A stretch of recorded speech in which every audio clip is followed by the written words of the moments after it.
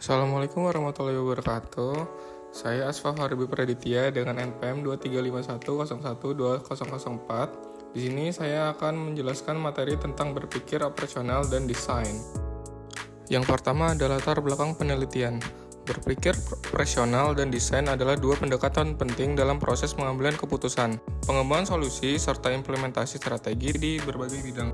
Dalam era industri 4.0 di mana inovasi dan teknologi berkembang pesat, berpikir operasional dan desain menjadi kunci keberhasilan organisasi, baik dalam lingkup bisnis, manufaktur, maupun pelayanan publik.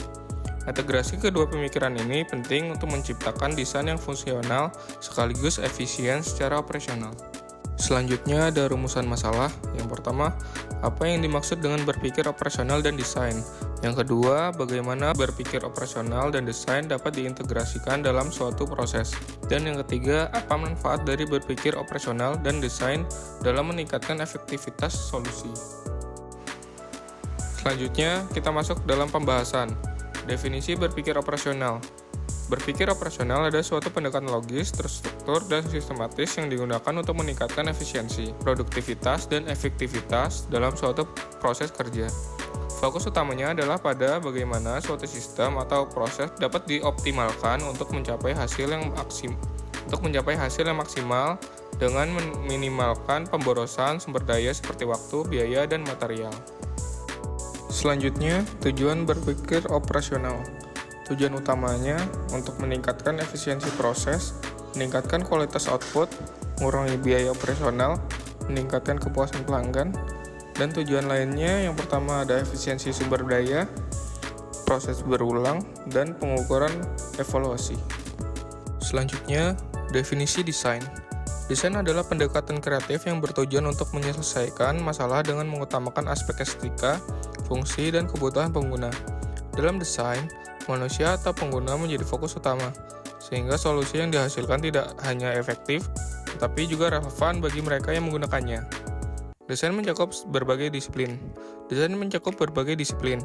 Dari visual hingga pengalaman pengguna, dan lebih dari sekedar estetika. Desain adalah proses strategis untuk menciptakan solusi yang dapat memecahkan permasalahan secara menyeluruh. Pendekatan design thinking. Yang pertama ada empati, definisi, ideasi, prototipe, dan pengujian. Selanjutnya, integrasi berpikir operasional dan desain. Integrasi berpikir operasional dan desain menciptakan keseimbangan antara efisiensi proses dan inovasi kreatif. Dengan menggabungkan kedua pendekatan ini, solusi yang dihasilkan tidak hanya efektif dalam implementasi, tetapi juga memenuhi kebutuhan pengguna secara optimal. Manfaat integrasi berpikir operasional dan desain. Yang pertama ada efisiensi operasional, yang kedua ada solusi berorientasi pengguna, yang ketiga ada inovasi berbasis data, yang keempat ada peningkatan nilai produk, dan yang terakhir ada daya saing organisasi.